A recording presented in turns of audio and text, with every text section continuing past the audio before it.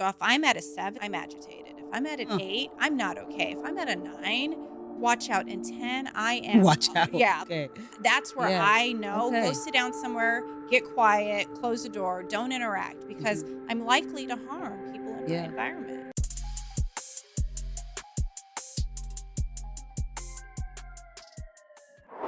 Hello, everyone, and welcome back to The Human Side with yours truly, Officer Jill. I have an amazing guest for you. Her name is Dr. Danyelle Beale. She has an amazing story. We're going to get into that. Let me tell you a few things about Dr. Beale is a clinical psychologist and behavior analyst with over 25 years of experience in leadership, education, and trauma-informed care. Her groundbreaking work began with her doctoral dissertation Trauma and Resiliency in Black American Women, which launched her mission to break the stigma surrounding trauma in the Black community. She's a servant leader at heart. She is passionate about supporting underrepresented children, families, and women. She collaborates with school districts to protect Black and Brown students, trains agencies to safely de escalate behavioral crises, and mentors professionals navigating ethical abuse. As a trauma survivor herself, she leads with compassion and deep understanding, empowering others to embark on their own healing journeys. Dr. Beale, how's that sound? I'm overwhelmed. Every time I hear it, it's still little me, all Yeah, the stuff. So, yeah. And we're going to get to your story. yeah. And people are like, what? That's amazing. Okay. But the purpose of this show is really focusing on the human side, right? Yes. And how sometimes we forget that we're Yes. just human beings. As Yep. officers, sometimes we forget that we are serving other human beings. Yep. And the communities that we serve forget that officers, even with Yep. our training, Yep. we are just human beings. Yes. And so we're going to talk about a few things that's going to deal with that. But I always want to ask all of my guests. The first question is because I want to see where you stand as far as your perspective on law enforcement. And Mhm. whatever it is, I say be human. Show me, Okay. tell me all of it. So the first question that I want to ask you is what does a thriving partnership between law enforcement and the community look like to you? Can I go into a backstory about my Absolutely. conceptualization of police Yeah. officers? And because I think that might provide some context. So, my first sort of, I remember interaction with police was during Rodney King. I must have been, I don't know, time is a funky construct for me, but a teenager. And I remember seeing the Rodney King video on the news and then the riots that prevailed and trying to understand what was happening in real time. It was intense, it was Mhm. emotional to witness, and my little teenage brain couldn't fully process what was happening. I never had any negative interactions personally, but then as I started doing work in behavioral health, I grew up in Long Beach, and when I say grow up, I moved to Long Beach as a teenager, and that's where I raised my first daughter, so I grew up there. But because I worked in the inner cities, a lot of the students that I was working with who were diagnosed with autism had negative interactions with police Mhm. because there was not a full understanding of their needs. Yeah. And so that kind of created some resistance and understanding for me. And then as my work evolved into social justice and understanding how there's a big disparity between the Black community, specifically Yeah. in law enforcement, my goal became protection, but not just for our community, but also for law enforcement and other community agencies and really providing education. So that's where it feels like a conflict in understanding the police officer's perspective and the community's Mhm. perspective, not just neurodivergent, but also like the Black community, Mhm. and me really wanting to bridge the gap between the Mhm. two. And so that's my foundation. And so my work the mission is protection. Mhm. So to answer your question specifically, can you ask me again? You got it. What does a thriving partnership between law enforcement and the community look like to you? So a thriving partnership Yeah. looks like Yeah. education, Okay. it looks like understanding, Mhm. and it looks like collaboration. Okay. So you said you haven't had any negative interactions other than what you've seen Yes. via Rodney King and other Mhm. things that are going Mhm. on. Okay. So ultimately, your perspective, would you say, it's a good perspective, or is it indifferent? Is it neutral? Like, what would you say? I would say it's negative Okay. based on what I'm seeing socially. And Got it. because I believe I'm a social justice advocate, Okay. I see the lack of education. I see Okay. the lack of understanding, and I see Mhm. the lack of collaboration Okay. happening. And so because of that, I feel like I want to help bridge the divide a little bit better. So I would say it's negative, but also because I am who I am and because I'm human first, I do believe that if a person is offered resources, police officers and police departments are offered resources, then change can happen. And so that's what I'm really about. So negative with contingencies. An asterisk. Yeah. So, okay, and you mentioned due to lack of education. Now, would you say is the education more needed, would you say on the law enforcement side, or is the educated needed more on the community, or both? I think both. Okay. So, a couple of instances that have come up in my professional career, if I can share these Mhm. stories, seeing on the news around the world a lot of Black autistic individuals be subdued and harmed directly by police Mhm. officers who don't fully understand what a behavioral health crisis looks like. A couple years ago, LAPD specifically was called for a crisis on one of my clients in LA. This was a Mhm. big story. There were big kind of riots. This was a few years ago. I want to say post COVID, but around the same time. Okay. He was in a crisis. The family called the police department within 3 minutes. I think it was 3 minutes. A police officer came in, apprehended the professional who was supposed to provide safety escalation, put her in the back of a police car for her protection, shot and paralyzed my client.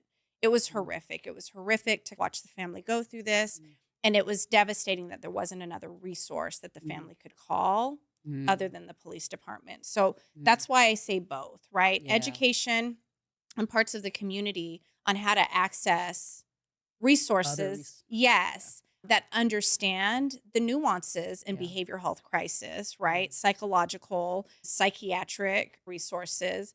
And then also on the part of the officers, because there was no collaboration that happened, the police Mhm. came in, And they they did what they're overtook, supposed yep, to do essentially. absolutely. They took control of the Yeah. situation, Yeah. and it was a horrific, I think, Yeah. result. Yeah. So I think both, Yeah. really. There are so many other resources outside of police Yes. officers. Yep. But I think the natural response is, hey, I'm in trouble. Yep. I need the police. Yep. And I think I always say this, and I think this is an unpopular opinion, but I think the police officers who are in these crises, find themselves in these crises, are doing what they're trained to do. Yeah. And I think Yeah. publicly, the community thinks, well, they should have known better. They Right. should have. And I do think that, yes, there is a lack of education, Mhm. but also that we have to be like realistic and Right. understanding that you guys are doing what you're trained to do, Absolutely. right? And Absolutely. understanding that might help us find a better Yes. solution. Yes, I say that all the time. And so I'm Mhm. glad that someone else outside of the Yes. uniform does recognize that we are doing what we're trained. You Yep. call us, we know that there's a need for us there. Yep. There's something happened. There's some type of crisis or some type of incident, right? Yep. Emergency. We're emergency Yeah. responders. Yeah. So we're here to help you with your emergency in the Exactly. way that we have been taught to help Trained. you. Exactly. Yes. Yes. And I'll just mention, I don't know, obviously nationally, I work in LA. Mhm. Mhm. And so I know that my department, we have a very robust partnership Mhm. with mental health It's services. so good to A hear. very Mhm. robust program, I should say, or Mhm. unit.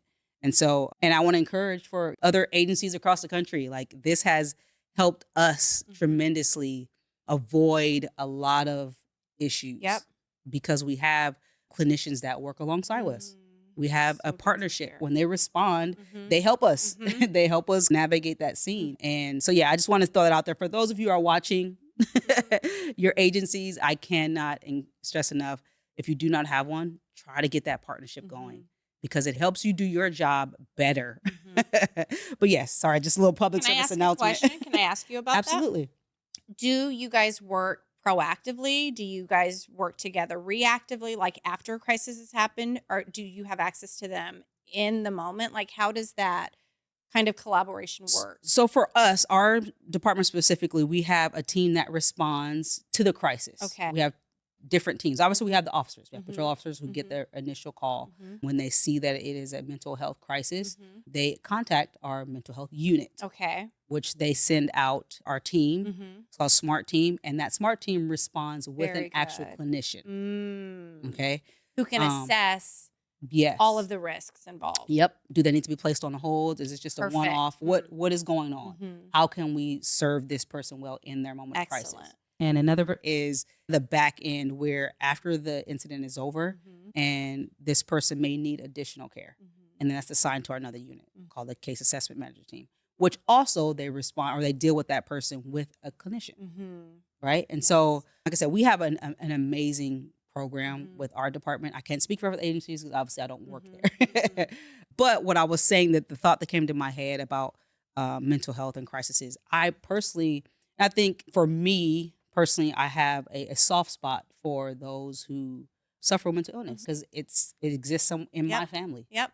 I've experienced it on a personal level. Yep. So I know what it's like for families to be in those Yep. moments and how hard that is. And I can Yes. also tell you, people may not think this, but there are a lot of compassionate Yes. officers who feel the Ah. same way. Mhm. Mhm. We just don't see it, right? Yeah. They just don't see that human Yeah. side of us. But there's so many. Well, to that point, Officer Jill, I think it's important to recognize that we generally only see police officers in crisis Yeah. and we form an opinion Yeah. around what we're observing in those moments. So I'm Mhm. glad that you say that because I do think we need reminders that police officers are human and that they have values and that they Mhm. have systems of beliefs that may or may not be allowed into a crisis situation. Yeah, 100%. I But didn't yeah, mean to so we're cut gonna. you off, but No, you're yeah. good. I want people to hear your story. Okay. It's a big story. Yeah. It's a big story.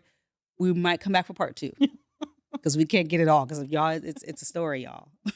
It's a story, Yeah. and your success is, and I think that has contributed to your success. I know Yeah. my trauma, Yeah. my experiences, my struggles have absolutely contributed to my success Mhm. and my desires. So give us an idea, just at the beginning, right? The Yes. beginning in Yes. itself, how you were born, Yeah. where you were born Yeah. is enough. So give us just a brief overview of your childhood and how you were born. Okay. So I was born to a teenage mother. She met my dad when she was 16. She ran away with him. He was a grown man he was married with his own family. Met my mom. My mom was a street worker for that time. My dad was her employer, I guess, if that's how you want to phrase it. I think that's Um, hilarious that you yeah. phrase it that way. And if you can't read between the lines, y'all, leave a um, message in the comment. Yeah, but my mom absolutely adored him, and he was very abusive. And she got pregnant with me when she was 19. And in self defense, she murdered him. And she was with one of her best friends. There was some confusion in the newspapers about who actually did it, but it was my mom. Mhm. She went to jail, had me in jail. I was born in jail. She got out later on self defense, and I'll just move through this part because this contributes to who I am today. Mhm. She had 3 different babies. So my mom was Mexican. She had 3 black babies by 3 different black men. My sister was the product of a rape. My Mhm. brother was conceived in marriage, but he sexually abused my sister and I. And as a result of the neglect and abuse, we ended up in foster homes Mhm. in our childhood. We got placed back in my mom's care. The abuse still happened until my stepfather suffered a traumatic brain injury due to a car accident.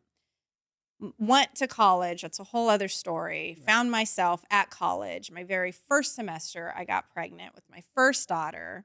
Ended up homeless, left an potentially abusive relationship. And I say potentially because we were young and Yeah. patterns were starting to come up. Right. I was homeless, found a mutual friend whose mom took me and my daughter in.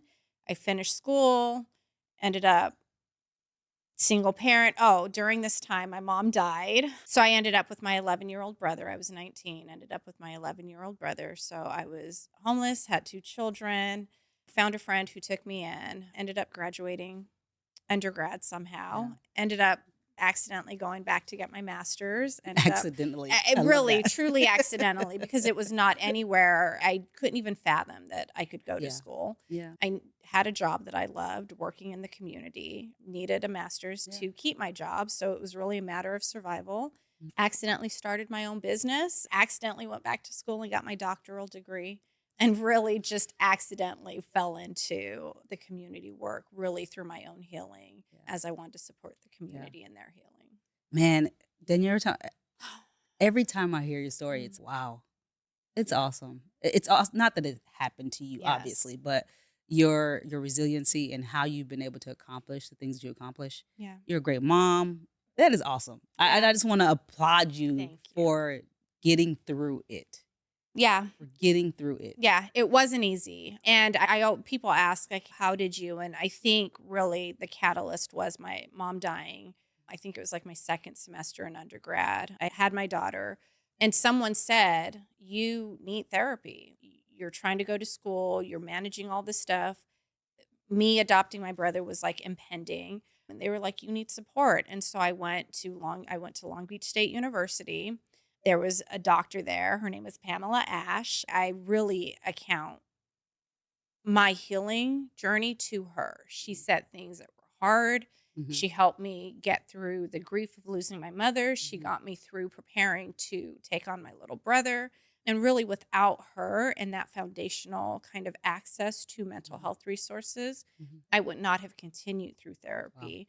To this day, I still have a Black therapist who I highly recommend. Get yourself a therapist to really support Doesn't you. have The to be Black. Well, for me, if you're a Right. Black woman, I would say, but yes, Yes. doesn't have to be Yes. Black, but A therapist, a basically. That's what we want therapist, to say. yes. Therapy is At the end of the important. day, therapy, Yes. yes, is important. But really, that was the foundational kind of that I Yeah. had to help navigate through the complexity of the life Yes. that I've led. Complexity is like all caps, bold, Yes. underline, right? Underscore, yeah, and all that. red, yeah. Exactly. Yeah, And yeah, all yeah. red. Exclamation point. Yeah. So you're, man, being born that way and Yes. everything with your mother. I know you have mentioned in previous podcasts, your story has been featured on multiple podcasts for obvious reasons. You talk about how your mother, because of her experiences with Black men, she was not Black. Yeah. Right? Hispanic, sorry. She was not Black. So that, because of her bad experiences, that developed a perspective that she had towards Black men. Yes. And you talk about how that was kind of a struggle for you Yes. in trying to navigate that. Can you talk about that? Yeah. So my mom had a very skewered perspective of the Black community. Mhm. We were surrounded by Black people. My mom adopted the Black culture. Obviously, she had been around it her whole life. But when it came to us, she really, I think in her mind, wanted to protect us from the Black community, specifically Black men. Mhm. She had 3 very horrific, traumatic experiences. I can't imagine now, as an adult, I think about what it must have been like for her to be 19 and faced with murder, Right. right? Of someone that she absolutely loved, about Right. raising her first daughter Right. without a Yeah. father. And all, I can't even imagine. Like, when I think about my trauma as a result of her actions, I feel like it is nothing compared to what she was facing at 19 years Right. old. So Child now, yourself. yes, now I have that perspective, but Yeah. obviously throughout my childhood and adulthood, I didn't. Mhm. So we always heard this rhetoric surrounding not being Black. And so for me, I thought from a very early age, even before I knew what it was to be a Black woman or a Black child, I knew that I was. I knew it in the food that I ate. I knew it in the culture. I knew it in the music I listened to. Right. And when I think back about how I formed an identity, it was rooted in the Black community. But part of you. Gloria, yes, it's It was part in of you, who literally. who I was. But Yeah. society was telling me that I wasn't, right? My hair wasn't the right texture. My dancing wasn't the right rhythm. My singing wasn't the right key. The way I talk wasn't the right tone. Yeah. And then having a mom who was like validating these stereotypes and validating these societal kind of norms at the time, because I grew up in the 80s and we didn't celebrate my textured hair and we didn't celebrate like these things. Yeah. It was all like whitewashed, if you will. And then with my mom's harmful rhetoric, now the label is anti-Black, right? Yeah. But it wasn't, I don't think, because she was racist or Mhm. because she was just engaging in anti-Black rhetoric. I really think she thought she was protecting Mhm. us from her own Right. experiences. My dad, my sister's dad, Mhm. my brother's dad, Yeah. that was all she knew. And so now I understand that. But growing up, it was Yeah. infuriating. I have a little sister who's darker than me. She has a Mhm. very different texture hair than me. Mhm. And she's fully immersed herself in her Mexican identity. If you Mhm. saw her, you would not know that she's Black. She Mhm. looks it, right? Yeah. But she is fully fluent in Into the Spanish. She culture. has 2 Hispanic babies Yeah. as a result of my mom's kind of this rhetoric that Okay. she spewed. So it was confusing. I can imagine. Mhm. I can totally Yeah. imagine. And it's interesting you say that, and I think about that, and immediately my brain. So obviously, as an officer, I Mhm. go to the Mhm. correlation of policing, Yeah. right? And I think about how sometimes maybe officers have that same struggle where they have a perception Mm. that is based on either their experiences that they've Mhm. had with Mhm. the culture, with Black men, Mhm. whatever. Yep. And on the flip side, let's be honest, Mhm. the Black community has a perspective that also Yep. takes on what they think about the Yep. The police, right? police, but it's But ingrained it's as a ingrained in you, negative. right? Yeah. And that's one of the things that I think is really a huge burden Mhm. on the relationship, on making the Yes. relationship better Agreed. and why I'm here, Mhm. right? Mhm. I think it's important if we bring these things to light, Mhm. bring that awareness and okay, maybe now we can talk about it. Mhm. How do Mhm. we navigate this space now? Mhm. Since we know that these perceptions are built not just on our own experience, but a Yep. lot of it is built on what we think we know. Yes. Well, and I think that the thing is, if I can go back to this example, I see the Rodney Key thing, right? Mhm. Not thing, Incident, yeah. incident, and you soak in and you digest all of this stuff and you Yeah. don't know how to process it. And then you're hit with another and then another, right? And Yeah. and really my Yeah. entire life when I think about the history of and how I grew up, OJ Simpson and the trial and like I can go on all the way up to George Floyd's murder, Yeah. right? For sure. But I think again as a human understanding that this is rhetoric, that it is Mhm. information that you've digested, and if you Mhm. haven't stopped and processed and analyzed in a healthy way, Mhm. then that is going to create some tension, Yeah. and it is a huge barrier, Yeah. right? And so I think just like people misunderstand me, people dismiss me all the time. It's been like this my entire life. I'm too white girl. Mhm. Or and in other instances, I'm too much. I'm too aggressive. I'm Yeah. too angry. I'm too Right. Black. And oftentimes, my baby's now 26 and she's always, Mom, people sleep on you. And it's exactly to Right. this It's point true. is like, Yeah. I think we don't stop and listen. We don't stop and try to find Mhm. another perspective. Now, I Mhm. don't believe the devil should have an advocate, so I'm not going to say that, but I do think we need to stop and pay attention and listen Mhm. and understand. I think a big part of who I am and what I do for a living is try to teach perspective taking skills. I Like like we're that. so Perspective engrossed taking skills. in who we are and our perspective that Yeah. we don't often stop and Yeah. consider the The other perspective of the person. person who's sitting Yep. across from us. And a part of my education is just that. Let me hear what you have to say, and then let me see if I can come up with a different Yeah. understanding of who you I are. It's love so that. vital. There's so many thoughts going in my head right now, and oh my god, okay, we're gonna try to get through it Yeah. all. So, and as we talk about that, I don't know if you've seen the past shows that I've had. I Yes. allow people to ask me questions and things like that. And one of the things I also do is I go out just in public. Mm-hmm. I don't tell people that I'm a police Yeah. officer, and I just ask them questions Yes. regarding law enforcement Yep. and their perspective I because I need want an that. Yes. honest interaction. Yep. And one of the things that they always say, one of the questions I always get, and I've even had I interviewed a chief of police. He even said this regarding what can we do as officers to make things better? What Mm-hmm. were just some suggestions, some training, Mm-hmm. education? And almost always, and especially when I ask Black men or Mm-hmm. Black women, even, is cultural training. That comes a lot. Mm-hmm. And I agree. I Mm-hmm. agree that there are times where um, they just don't, I don't know if if the word is they know the culture. Mm-hmm. They just haven't maybe been exposed to the right Mm-hmm. things. And I share this story with you during the George Floyd situation. Mm-hmm. How we were actually on guard at Mhm. our station Yep. because they're rioting. Oh, there's so many things I can say about that. Yeah. But anywho, I was having a conversation with one of my coworkers.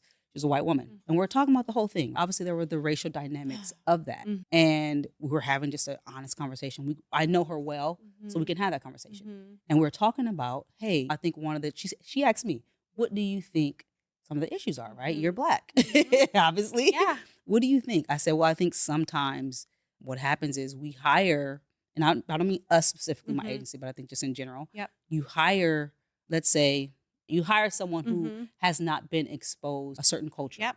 Black folks. Mhm. Only thing they've seen is what they've heard or Yep. seen on TV. Yep. That's all they know. Yep. Now you put them in the heart of that culture, right? South Yeah. LA, Yep. and you expect them to To respond a certain way. navigate it, Yeah. right. You're not preparing them Yep. properly. We try to do the best we can in the 6 months of training, Mhm. which we learn a ton. Which is wild. 6 months of training is wild. Yeah, because you're learning law, Mhm. you're learning how to be a police Is officer, you're wild. learning policy, you're learning how to manage your emotions, all of this 6 in 6 months? months.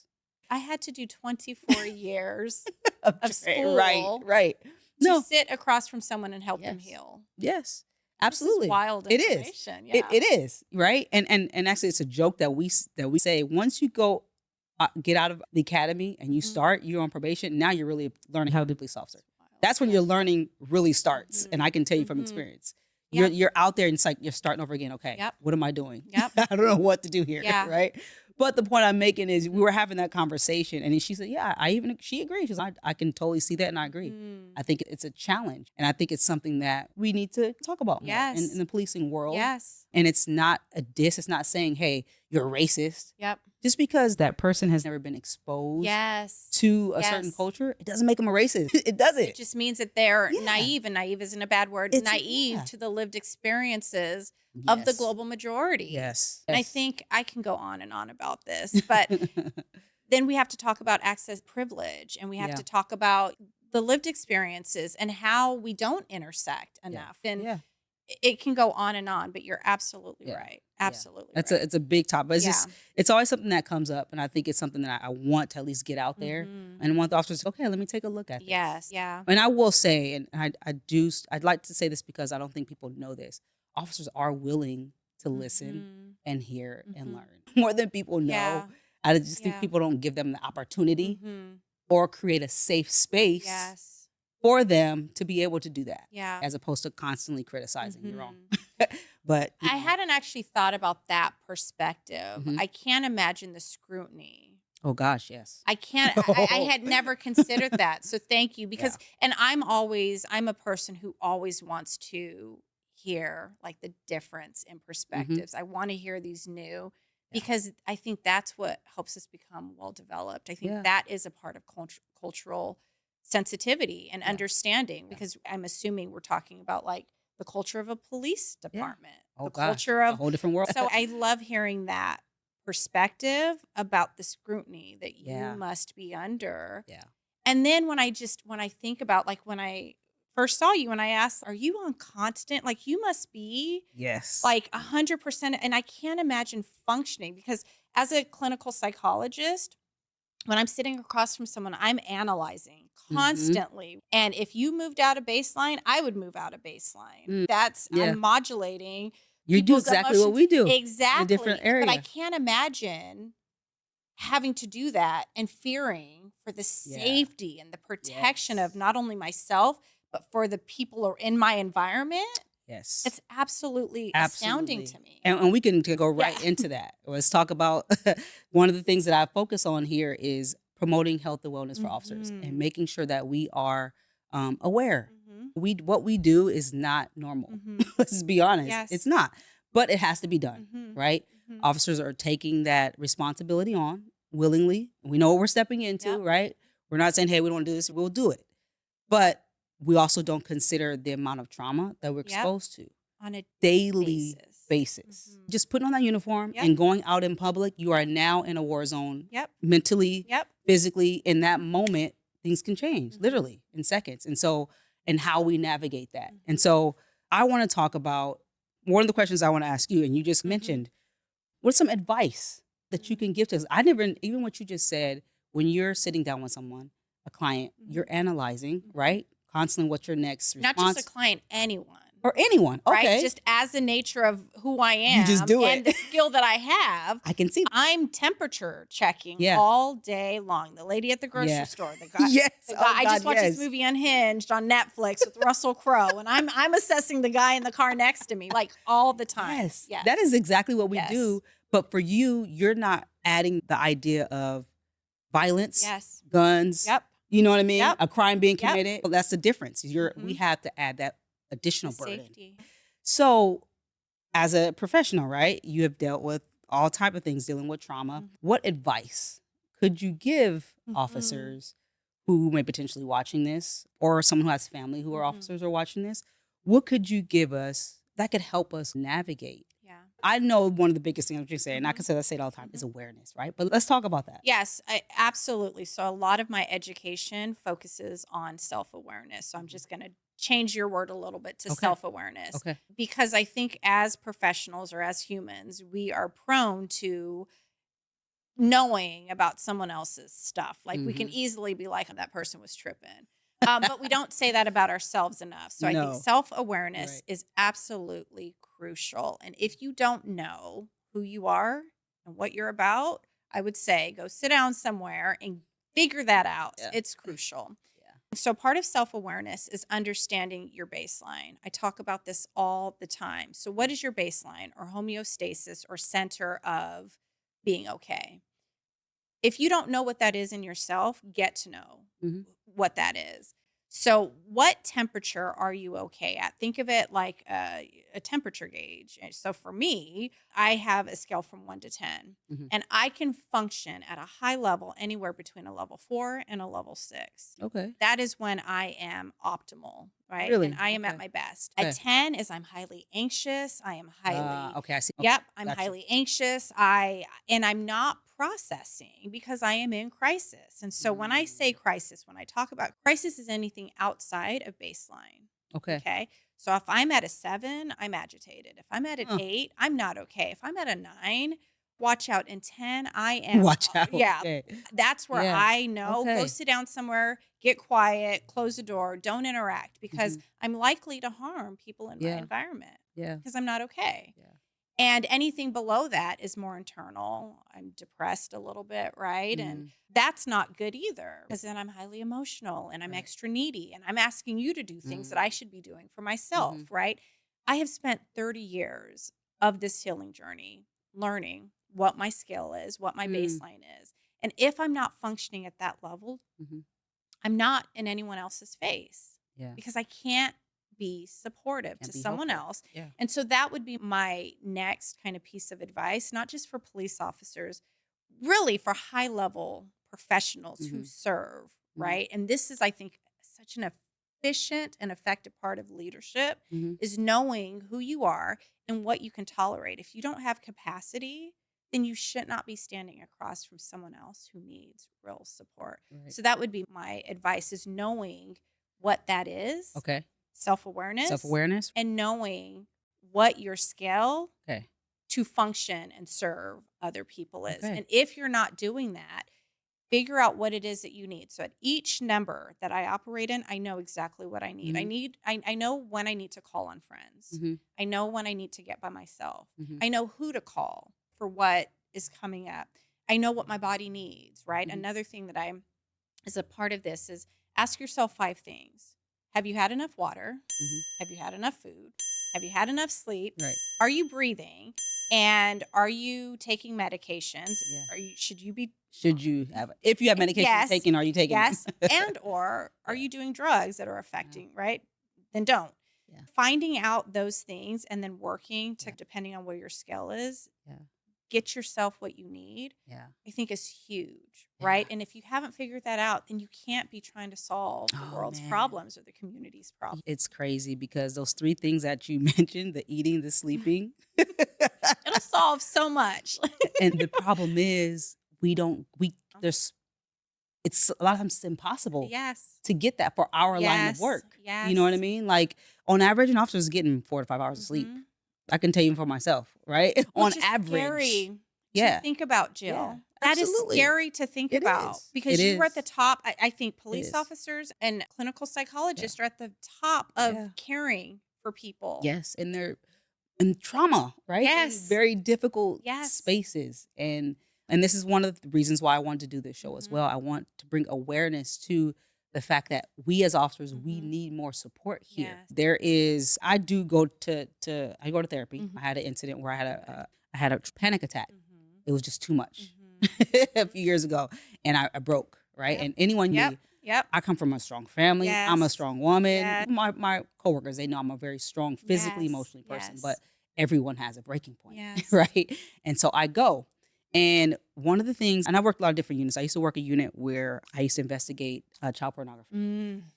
And Oh so my yeah, I goodness. know, hot mess, whole nother conversation. Mm. But our job, thankfully, I'm thankful for my department because we have a very strong and robust mental health programs Mhm. services for us. We have Mm. a whole unit designated, behavioral science unit designated for It's officers amazing. or for the Mhm. staff, Mhm. basically, civilian and sworn. And so one of the requirements is we have to actually see a therapist, which Mhm. is great. I think Mhm. all officers should have to. We don't have Yes. that, but Yep. our specific unit, we had to. So long story short, I'm trying to say is that I was having a conversation with my therapist, and it was actually in the middle of the office. We were just talking with everyone else in the unit, and she shared a stat with me that blew my mind. 70% of the country's police departments, the country, Mhm. 70% do not have adequate mental health services available to That's them. astounding. It blew my mind. Mhm. I said, "How, Sway? Yeah. Truly. Truly. How?" Yep. And then it made sense. Okay, that's why officers are not always making the best Yep. decisions. Yep.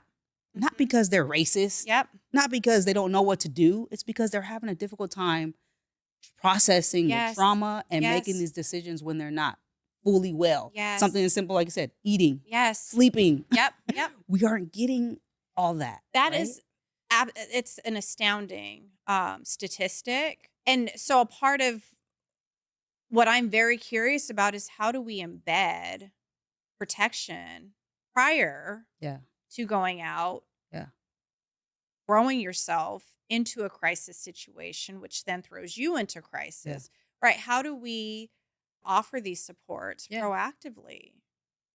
Because this is systemic, and a Mhm, lot of the work I do is breaking down harmful systemic kind of barriers across the United States and abroad. mhm. That piece is how do we then provide proactive And resources? I think this is one of the steps. Yeah. People don't know. Yeah. People don't Yes, know. I I agree. didn't know. I didn't Mhm. know until the therapist told me. Mhm. And I'm an actual officer, Yeah. right? Yeah. And so I think that's the first step. And hopefully getting the community involved and Yeah. supporting us as opposed to Mhm. constantly Yes. criticizing, Yes. constantly pointing Yep. every finger, not just one, Yep. all the Yeah. fingers at us, Yeah. right? Feet, Yeah. toes, Yeah. everything's been pointed at us, right? And Yeah. getting them to help support Yeah. us and getting the Yeah. resources that we need so we can serve you Mhm. better, the way that Mhm. we honestly want to serve you in Yeah. our hearts. Yes. So Yes. that's just, and I love to always get a professional's Mhm. perspective on that. I think Yeah. it's awesome, and I knew you were going to say that it's Yeah. just we're struggling here. Yeah. And one of the other things I talk about a lot is that the world is on fire, Hmm. more so in my lifetime I've ever seen before, right? Hmm. And it's Yeah. not just the events of that we've witnessed over the past, I don't know, 30 years and beyond, Hmm. but really it's like the time that we're living in, right? When I think Yeah. about like social media and I think Yeah. about the what climate change, like Yeah. all All of the these stuff. Yeah. things and what we've survived Crazy and then politics, all of that. yes, like Yeah. all of it. Yeah. And a part of what I hope to achieve is a better understanding of each other. Yes. Truly Yes. in my heart, I don't have to like you. We don't have to get Yeah. along. I don't believe in this whole kumbaya Mhm. thing, Yeah. but I do think that at the root of how we're functioning is a lack of humanity and Yes. understanding and Yes. perspective taking for each other. Yes. And so I'm so proud of you. And I'm going to share this with your permission. Go for it. I've known you since you were a little Yeah. girl, and I know your Yeah. family and Yeah. a tremendous family who's actually shaped a big part of who I am today Oh. with your sisters and your brothers Yeah. and all the friends who have become You're right. family. And Yes. I don't, I'll say it here, but a lot of like my people know that a close friend of the family is the one who took me in when I was Yeah. homeless. And so we Mhm. have years and decades Mhm. really of community. And it's so wonderful to see you from a little girl and all that you were in that time frame grow up to be such a social advocate for you. understanding. Thank And when I found out that you were with the department and that this is what you chose with your life, I was really proud. I'm still am very proud. But I think this awareness is vital Yeah. for not only ourselves, but to break the stigmas. And a big part of what I do is Yeah. breaking the stigmas Yeah. so that we have a better understanding. Yeah. Because the more understanding we have of each other, the better we can work together Oh to my to God, yes. eradicate some of those barriers. Absolutely. You just said, and I didn't tell her to say that, y'all. Yeah. She just said that, but that is the truth. Understanding is Yeah. key. It's I've seen it key. happen so many Yep. times when people get understanding their percent. Oh, I didn't know that. Yes. Yeah. See, now you Yeah. know. We can now move forward, Yes. right? I You was know. just having a conversation with a friend who didn't understand why I had done something. And Hmm. so we engaged in this painstaking, critical conversation with each other. And by the end of it, she was like, oh my gosh, now I understand why you made a Why? decision to do the thing you did. Yeah. And I don't think we have enough time. We give each other enough Yeah. time to truly understand. Yeah. And really, who we are, I say this all the time, is a result of our lived Yeah. experiences, who we were. And I Hmm. don't think we talk about those things enough. You talk about your mental break. I had Hmm. one in 2014. And all my life, I knew about my trauma. I knew about my dad. I knew about my mom. I was Hmm. always aware. And I was like, I'll never be like those people on Sally Jesse Raphael and Ricky Lake Right. who, like, at 50 years old, have these unrepressed memories. And I'm never going to be like that because I know. But Yeah. in 2014, my trauma is like this Mucinex monster, right? I don't know The if you can, Mucinex yes, monster. that's what my Yes. trauma looks like. And I knew he was behind me. And so I just go to school, one foot in front of the other, survival. Yeah. And one time something happened. I think it was a trigger. I watched Precious, or I read the book Precious Push by Sapphire, Hmm. threw me into a tailspin, looked at my trauma, looked at it too long. When I turned back around to get back on course, I hit a brick wall and I was like Mm. knocked out. This propelled me into realizing that if I don't integrate my past lived experiences with who I'm becoming, Hmm. this is going to keep happening. Mm. Right. And I don't think we do that enough when Yeah. we're talking about healing, when we're talking about Yeah. healing ourselves, Yeah. when we're talking about healing our communities. Hmm. We don't stop and understand. We don't stop and listen. We don't stop and integrate all of those pieces to moving forward and Hmm. actually committing to healing. And now I'm off on a tangent, but No, I you're think good. this is vital. And I just don't think that as a people we do this enough, Officer Jill. We don't, but that's why we're here. We're hoping Yes. to bring awareness, more Yes. awareness to this actual topic. Yes. I want to talk about more of what you do, Okay. and in de-escalation training. Yes. Tell us about that. Okay. So I started out my career as a behavior analyst. Mhm. And so for those of you who don't know, behavior analysis is a science that helps understand human behavior. So Mhm. why do we do the things that we do? Mm. At a very early age, I found a little boy, he was 2 years old, with autism. I answered a call, went to his house, and he had a lot of autistic behaviors. He Mhm. would tantrum, he didn't understand how to learn in the same way that we were taught to learn. And so behavior analysis helped us teach coping skills Mhm. and skill acquisition, Mm. school readiness Okay. skills. Fell in love within 2 weeks, knew that it was a very effective way to teach humans how to engage in socially acceptable behaviors. Okay. So that's how I started that work. That then moved into, and I realized at a very early age, that was social justice work, that it wasn't Mm. just with autistic Mm. individuals, that it was actually useful in the way I raised my child Mhm. and the way that I interacted with people around me. Mhm. And so a lot of the work in the early 90s and mid 90s was about helping children with autism who did not have the skill set to self cope, to modulate their nervous system enough Mhm. to function in a socially acceptable way. It was about de escalating Mhm. them and teaching coping skills so that the next time they felt like they Mhm. were moving into crisis, they can modulate themselves. Okay. That was the goal of our therapy. And then as I moved through social justice, I working in the inner city, Mhm. South Central LA, Mhm. Long Beach, surrounding cities, Mhm. and was finding that a lot of our Black students, Black clients specifically, were having crises that were perceived threats. Mm. But when I was working in white kind of communities, it was very different. It was a very Hmm. different approach to understanding. Really? And Um, by whom? by the Just in community, general. Okay. yes, by their parents, Okay. right? There's just a very difference Uh, in looking at a white child with autism and a black child with autism, mm, and police were getting called at an exponential rate to help higher rate. Ah. to deal with children. And so then this became a social justice issue, Okay. right? And so that's Yeah. where, and then because of my skill set in helping children learn to identify their feelings and cope, I was called on the more behavioral cases. And then I was getting called to work with older children. Mm. That led my career to working at a non public school where children who couldn't access education in a typical setting, like a school, Mhm. had to be placed in a school that supported behavioral health and Okay. emotional disturbance diagnoses. So I was dealing with 200-pound students who would Mm. throw picnic benches Wow. when they were in crisis. And because I'm me and I'm the size that I am, I was not going to go toe to toe with a 200-pound No, 16-year-old I who wouldn't did not suggest that. have executive functioning. And the Right. executive functioning of our brain is what helps regulate emotions. Yeah. So understanding that they don't have any executive functioning Mm. when they're in crisis helped me come up with a game plan that I'm not putting my hands on you, Right. especially because I know that you have a lived history of Yeah. people putting their hands on you, Right.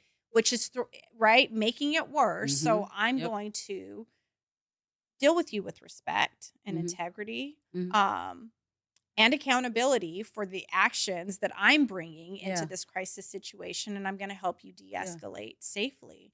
And so, what that looked like is modifying the environment Mhm. where Hmm. property destruction was not a concern to me as long as you Okay. weren't physically Hurting anyone hurting else. anyone Okay. else. So, we were modify the environment. We would put the campus on lockdown. So the Mhm. students would, it would be this whole like plan of action.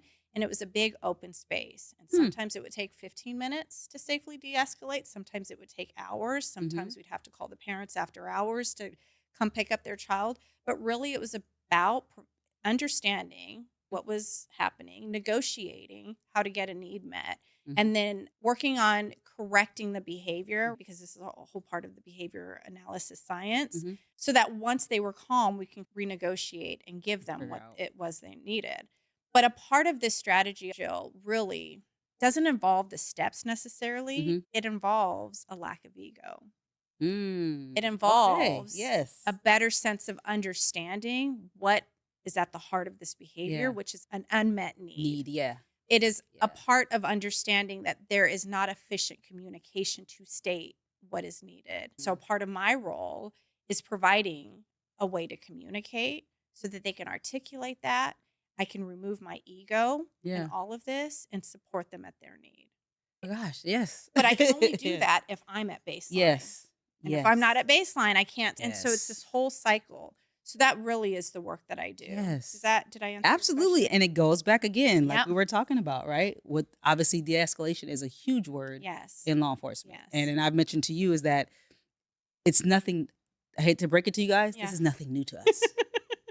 Just so you guys know, as far as Yeah. policing, my department, Yeah. we've been de escalating for since the department's probably been created. See And people don't information. know that. Yes. Like Yes. our department, we have been doing de escalation Mm. for as long before I was on the department. Mhm. Like I was doing something one day and I found a old, like a training order, what Mhm. we call them basically Mhm. at work. And it's talking about de escalation. And it was from like, I want to say early 80s. And I was looking, I was like, see, people don't even know. Yeah. We've been Yeah. de-escalating for Yeah, a yeah, yeah. long time. Yes. But you mentioned, you're right. It's interesting because in order to de-escalate as officers, you call us, we're gonna go and handle the Mhm. situation. Mhm.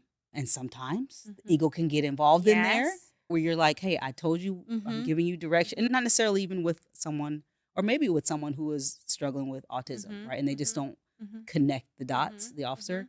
And you have to take your ego out and take the time to work through, like you said, meet Yep. whatever need that needs to be met. Yes. Let's meet it so we Yep. can deal with this situation. Yes. And this part about understanding the cognitive piece. And I Mhm. think that's the education that I want to Mhm. bring and how I want to bridge what education looks like Mhm. is being able to assess accurately whether there is cognitive capacity to understand these Mm. directives. I think we need to stop Yeah.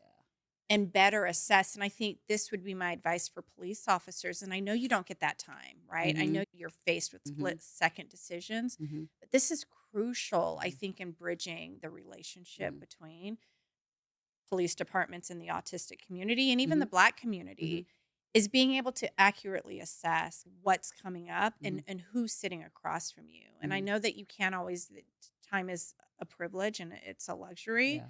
but I think that is Yeah. absolutely something that's needing is being able to accurately assess cognitive capacity in other people. We're gonna have a part 2. This has been awesome. I Mhm. want people who are hearing your story, hearing what you do. I want to know, where can they connect with you? How can they find you? What do Mhm. you have going on? Yeah. Let us know what's going on. So I'm doing a bunch of things. I'm doing psych assessments for people who want to understand their neurodivergence.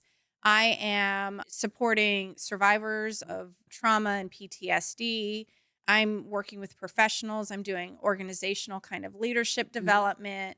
I Yes. own my own ABA agency where I Mhm. support students in the school districts. I do consultant work and really just providing this education Mhm. that we've been talking about. Mhm. You can contact me at my website at www.danyellebeale.com, or I'm on Instagram at drdaniellebeale. But you can find me by my name. Yes. I'm Googleable. I just, yeah, Googleable. I love that. Googleable. Yeah, my Googleable. 26-year-old was like, "Mom, you're Googleable." But yeah, Awesome. just yeah, reach out and I Yeah. respond to every inquiry Yeah. that is sent my way. And I'm gonna have Dr. Bill's information. It'll be in the description of this video here if you did not catch all that verbally.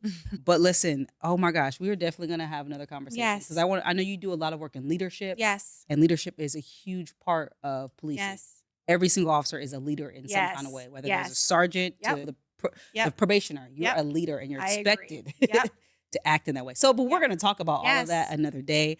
I want to thank you so much for coming on. I appreciate you. I love you. I love You you. know I Oh, love to my you. You core. know I love you. Yes. And I just want to thank you. But let me tell the folks also, if you want to be on, if you want to have this conversation with me, as you can see, I'm on a mission to improve this relationship between law enforcement and the community. And I want to have all these human conversations, honest conversations. And if you want to have the conversation with me, whether it's in person here or if it's virtually, please reach out to me. My information is in the description below.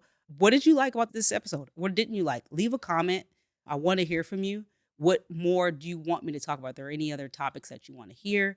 Let me know. And I appreciate you for watching. Go ahead and subscribe, hit that like button, all that good stuff. Everyone's saying, make all that stuff happen. And I want to thank you, Danyelle, again for coming on. And as always, I want to encourage all of you, if you show me your human side, Mm. I will show you mine. All right, y'all. Thank you for watching. Peace.